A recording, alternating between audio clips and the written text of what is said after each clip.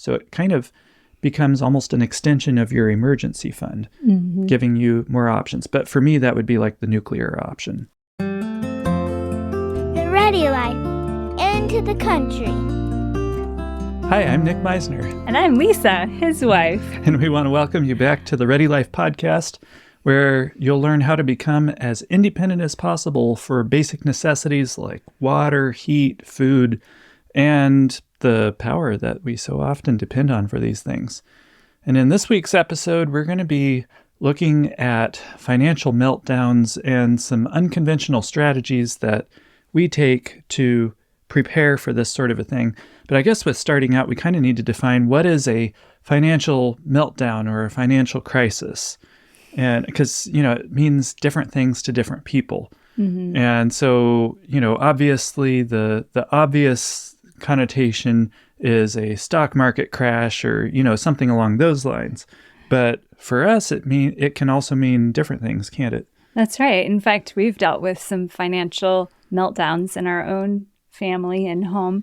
Something as simple as losing a job could be a financial meltdown for someone, or maybe even an injury that prevents you from being able to go to work. Broke a leg, or, depending on whatever your job is, a medical crisis that might not be covered by insurance, car accident or something like that. And all of a sudden you're tens of thousands of dollars in debt and no way it seems to dig out. Or even a tree falling on your house and then finding out that your insurance is weaseling out of it because say your roof was beyond a certain number of years old, and so they exclude it from the policy. And I have seen that where, they say, your roof is over X number of years old, so we won't cover anything, any roof damage. And questioning them, they said, yep, if a tree falls on the house, we won't cover anything. It's like quite something. Yeah, so all that to say, a financial crisis or meltdown can take many different forms for you personally. It doesn't have to be on a national or worldwide scale. It could be a personal financial meltdown. Mm-hmm. And so what are some things that you can do about it? I think one of the most foundational things is to reduce your monthly expenses, right? Yeah, that's the truth. In fact, what we've done is with our monthly expenses, we looked at the things that were really absolutely necessary that we really couldn't cut out or live without, or versus the things that were sort of extra that are really nice to have that we kind of need, but we could live without.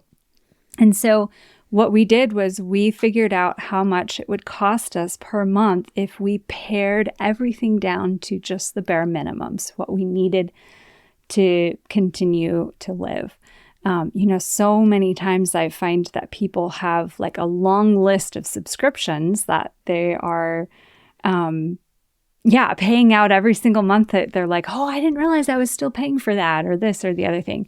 So know your monthly expenses, figure out exactly what that is, and then figure out how much you could actually live without. In emergency mode. In an emergency mode. Right. And so we know that number. We have our normal monthly expense number, and then we have a pared down number that we know what it is. In case of an emergency, we know that we could pare it down to this amount per month. Our monthly survival amount. Yeah. and then, since we're talking numbers, if you have a third number, if you know how much money you have on hand, how much cash you have on hand, divide that by your survival amount for each month, and you know how long your runway is before you run out. Yeah. And you know how much time you have to bring in some cash or get a job or work something out, whatever the case may be. Yes. And so it's some quick, easy math. But this is something that we don't often think about, when it comes to a financial crisis, is monthly expenses, getting those down as low as possible and being prepared to within a day of something drastic happening to your finances, being able to cut them down. Number 2 is a big one. It's my favorite one, actually. It's have an emergency fund on hand. An emergency fund is something that money that you set aside that you don't touch for that, oh, I forgot about the birthday, or, oh no, we really need to do this whatever thing. The emergency fund is something that is the untouchable, sits there in case of like a serious emergency. And we're talking ideally 3 to 6 months of expenses. And so that would be, ideally 3 to 6 months of that survival expenses. Like you've said in the past, what we try to do to give ourselves a little space, a little breathing room, is to actually use the number that we live on now, and 3 to 6 months of that would be ideal. But at least 3 to 6 months of what you would need to survive would be ideal. Yeah. Now, I can almost virtually see your face, some of you thinking, what? 3 to 3 6 to months. 6 months? Now, if you're not having that kind of reaction, then it may be because you don't even know how much money you're blowing through every month. And that very well could be. We've been there. Yeah. But if you do know how much money it takes you to live every month, then you're probably thinking big numbers, and it can seem overwhelming. And so I want to encourage you to start where you can. For years after getting married, we were on a shoestring budget, having kids and all that, and you know how it is. And all we could scrape together, all we could surround was $1,000. Now, and it was that way for several years. Yeah, we were at that point for a while, and we just could not go any higher because we were in, at bare bones. You might be thinking, well, $1,000, I can't even do that. And that's okay. Start where you can and start adding to it a little bit at a time. And so that's what we did. We started where we could, which was $1,000. And then as we were able to start to get ahead, even just by little bits and pieces, whether it be birthday money, Christmas money, or some side jobs that were not, where that money was not allocated in our monthly budget, whatever we could get our hands on that was not going to be consumed in the monthly budget went into that emergency fund to build it up as quickly as we could. Even something as simple as, each month we would predetermine how much money we would set aside for groceries or for fuel or for, different things like that. And, then I would work really hard all month long to try and cut under that budget, where at the end of the month, I'd have an extra $20 left over. That $20, we would tuck that away into the emergency fund just as quick as we could. And speaking of emergency fund, we actually have an emergency fund for the emergency fund. I know that sounds funny, but different people treat their emergency funds differently. Some people will, if the water heater goes out, they'll use the emergency fund for that just because it's not it's not a regular expense. It's an unusual, out of the norm thing, and they got to have hot water. For us, we don't treat it that way. It's a almost untouchable thing.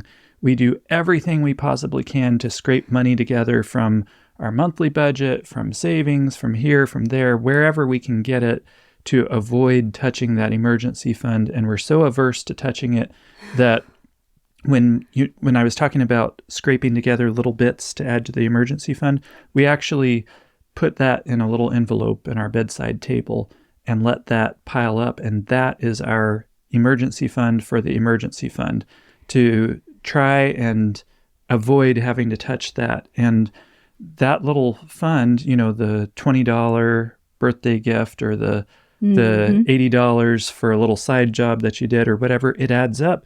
And before long, you've got several $100s there that can cover a lot of things that come up and make it where you don't have to touch that emergency fund. And then after it builds up enough where you're kind of uncomfortable having that much money sitting in your bedside table, then you can clear it out and stick it in the emergency fund and start over again. Yes.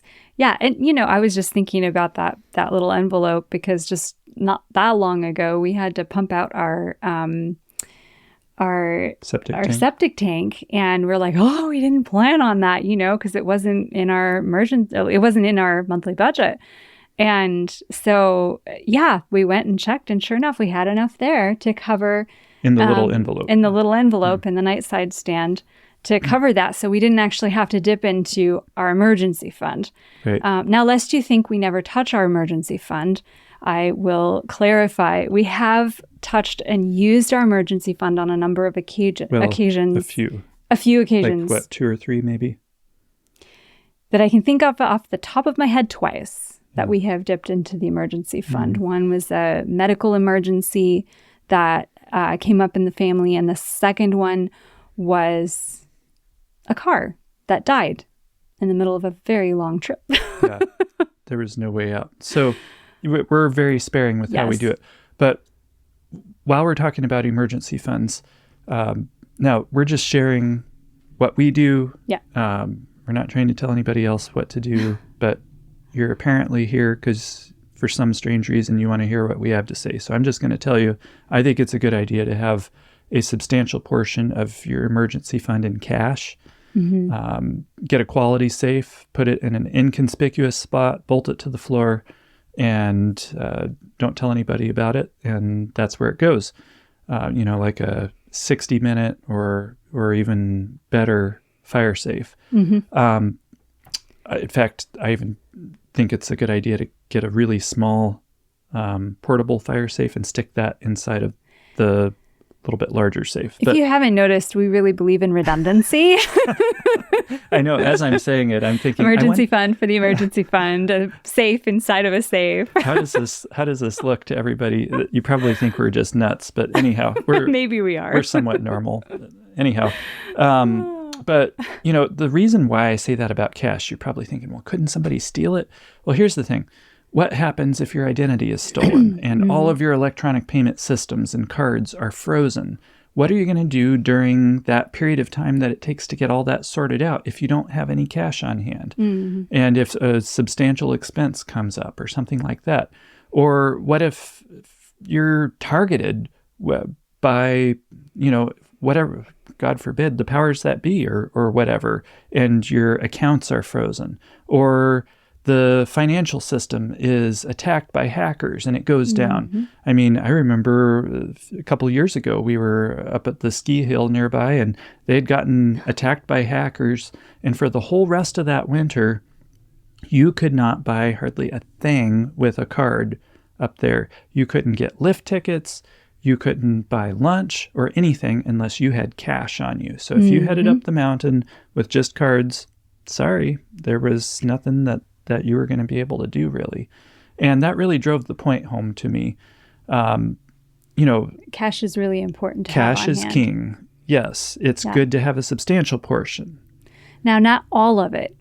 That's true. We don't want to, we don't recommend having all of your emergency fund in cash because, you need to have, at least for us, we like to have some in the bank that's accessible in case of an emergency if we're not at home or our cash is not accessible to us, like across the country, and our car completely Engine dies blows and up. Don't ask us how we thought of that scenario, but it has happened.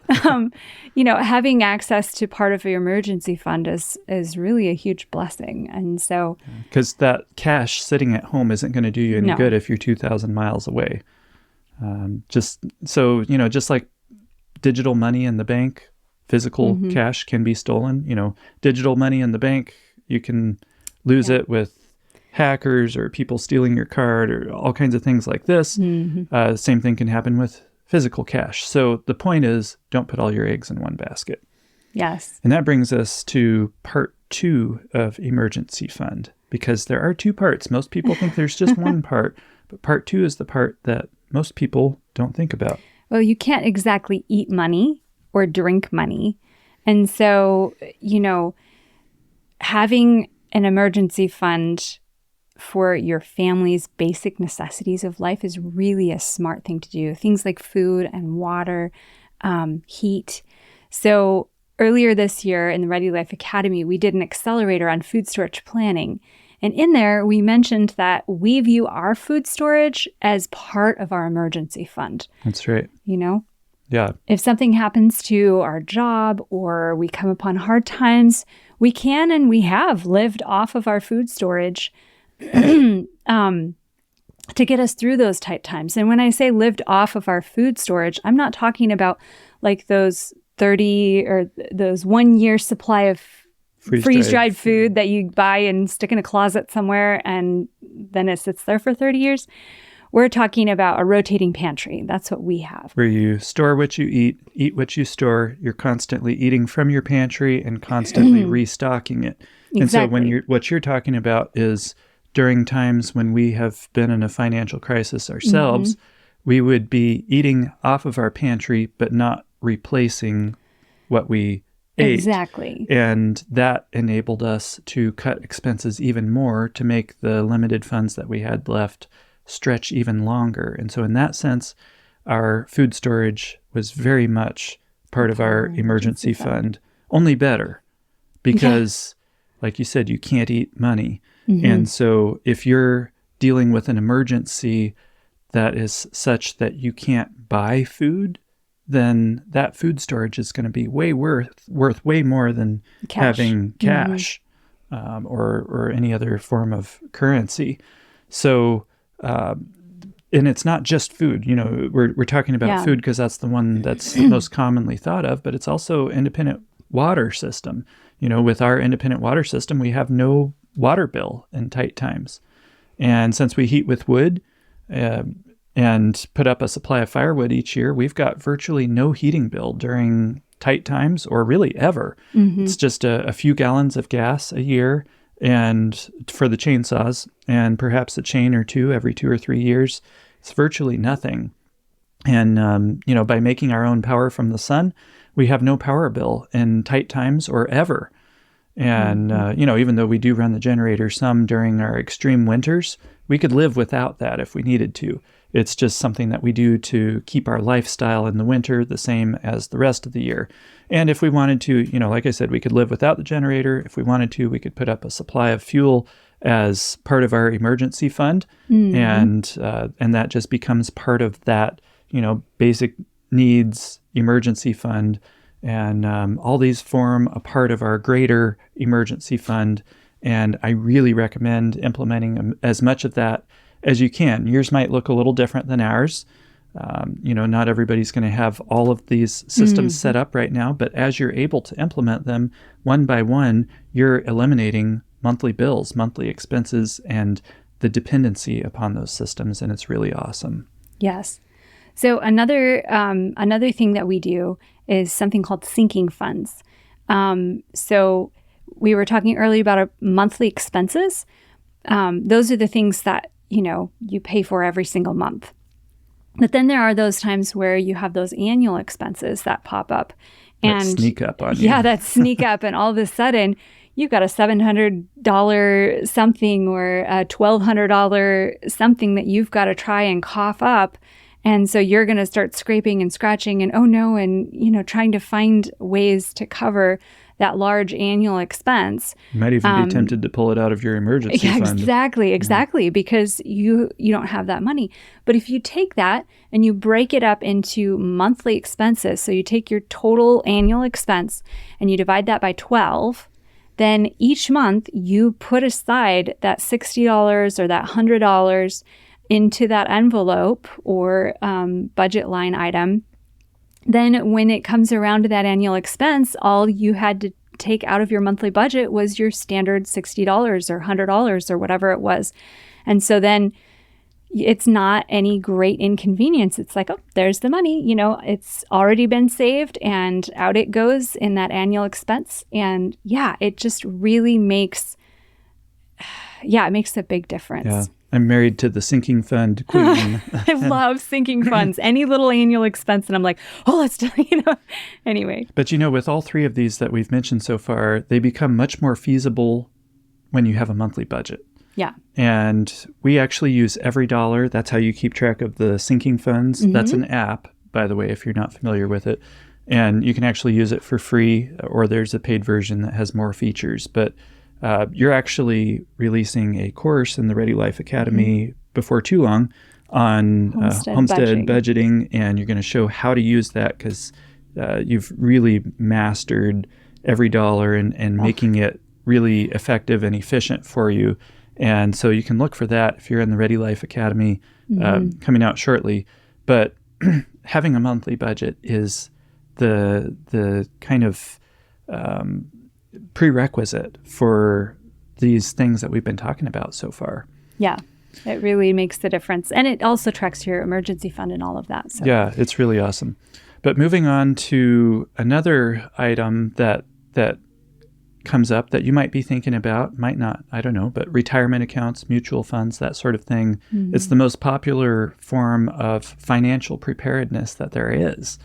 And I say financial preparedness because it's preparedness for the only financial storm that we positively know is going to hit us, as long as we don't die an untimely death. And that's preparing for the time when age makes it difficult or impossible to make a living. That's the only financial storm that we know for sure is coming if we live long enough. And I believe that there's others coming. I mean, you look at the events around us and it seems clear, but you don't know for sure. And so this is definitely financial preparedness, a retirement account in the conventional sense that is often used in preparing for retirement with mutual funds and that sort of thing. And, I came from a preparedness background, and for my whole life, I've heard stories of, concerns about these funds and electronic money and all of this. And we've all probably heard the stories of the folks who lost their retirement during a financial downturn like 2008 or one other financial downturn. And they say that they lost everything. Apparently they sold out, or they, cashed out their retirement when everything was bottomed out. If they had left it in, then yes, it may have gone back up, but they pulled it out then. We've heard these stories, and it's true that there are ups and downs with these kinds of things. And so that's definitely a downside. Like I said, it's one that I've been well acquainted with for my whole life, and I've had a predisposition against all of that, frowned upon it, and felt like it was, funny money and that sort of thing. And, it's electronic, it's not physical. So it's not physical cash that you have in your hand. So in theory, a technical issue, malicious hacking, or even the powers that be could theoretically make that mutual fund go away electronically. These are some of the drawbacks and some of the reasons why I think it's a bad idea to have 100% of retirement or savings in these kinds of electronic funds like this. Now, on the other hand, having said all of that, I believe in the Bible, and I believe that it clearly teaches that we should be good stewards with the resources that we have. And in the parable of the talents, Jesus even called out that steward who buried his talent and told him that he should have at least invested his talent so that he would have at least earned interest. And most folks that I know who are against retirement accounts don't have an alternative method of investing, so that the resources that they have are just sitting there. They're not increasing, they're just sitting there doing nothing, which is what the steward that buried the talent did. So I'm not trying to tell you what to do, but we personally left the never 401k camp. And I do see it as a legitimate possibility for our good effort to be good stewards and to prepare for retiring with dignity and just doing what the principle was, to not just let money sit there and gather dust, because as we're seeing now with inflation, it's just going away. It's not going to be worth much of anything in a number of years. But we're also against putting all of our eggs in one basket. So for us, this type of thing is just one option. So all I'm saying is it is an option. It's a very popular option that a lot of folks use. I think that the potential drawbacks are far too great to put everything into it, but it is a possible option for portion, and that's what we've done. So that's a bit of our perspective on this. But one little practical tip that I will throw out, though, is if you're going to have a fund like this, if you invest in a Roth account, like a Roth 401k or a Roth IRA, then that adds a very unique possibility, gives you more options, because you now have the option of pulling out whatever you contributed to the account. Whatever you put into it, you can pull out without paying penalties or taxes. Now, of course, talk to your professional for details. I'm not trying to act like I know it all, but I've looked into it, and as far as I can tell, you can pull out your contributions without penalties or taxes from a Roth. And so while I think it's a good idea for retirement to just act like it's not even there and don't mess with it, but if your back was up against a wall and you had no other options, that is cool to have that option of possibly even, pulling that out without penalty or interest. So it kind of becomes almost an extension of your emergency fund, giving you more options. But for me, that would be like the nuclear option. Yes, Yeah. for sure. Yeah. For sure. So then the next one is precious metals, right? I suppose you want me to do that one too. Okay. So here's my view. Precious metals are not an investment. They're only an insurance policy. And, the value is constantly going up and down, up and down. And even with the dollar value of gold as high as it is right now, it still is about the same as the inflation adjusted value during the late 1970s and early 1980s. So if you had bought a bunch of gold back then and just sat on it, you would not have gained a penny in over 40 years. Now, almost any investment that you'd put money into would gain, even with a small percentage rate of increase, you would have gained something, but nothing with that. Yes, it's true. If you had bought when gold was low and now it's high and you sold it now, you could stand to make some money. But since there's a limited amount of gold in circulation, you're not going to consistently see growth. It's just the dollar value going up and down depending upon whether the public is scared or whether they feel safe. And that seems to, as far as I can tell, have the major impact on the dollar value of gold. So in my mind, I do think that precious metals is not a bad idea because it's something real, it's something physical. No, you can't do anything with it, but it does inherently have value, and it's not tied into the dollar per se. So if the dollar goes down, then you're not dealing with issues it's not like losing all these greenbacks, And so there is value there, but I would once again treat it only as an insurance policy. This is not an investment. And I would only put into it what you're okay with never getting out of it. Because that's how insurance is. You're pouring money into insurance, not expecting to ever get anything out unless the worst happens. Yeah. And that's how I personally look at precious metals. Now, here's one for you. Okay, real goods. Stocking up on stuff that people need, like tools, fuel, ammunition, even TP maybe. But I'm not talking about the stuff that you need for your family, right. Like your food storage plan and the items that you use to run your household with. I'm talking about extra things like that you don't need. Yeah, that you don't need, that you can barter or sell later on. What we're talking about is the concept of stocking up on more than what you need of certain physical items so you could sell or barter them when you face that financial meltdown. So I've heard of folks talk about this like an investment, basically, much like precious metals. This is somewhat of an insurance policy. But just like precious metals, it really is very much the same, I think. When you buy something that is new and then you sit on it, some item, in most cases, unless it's a collector's item or you just can't get, or, things crash and you can't get a hold of it anymore, are you going to pay more or less for something that's 15 years old than you would for a brand new? You'd pay less. Yeah. So it's losing value. In most circumstances, stuff is going to lose value as it gets older. So this is not an investment.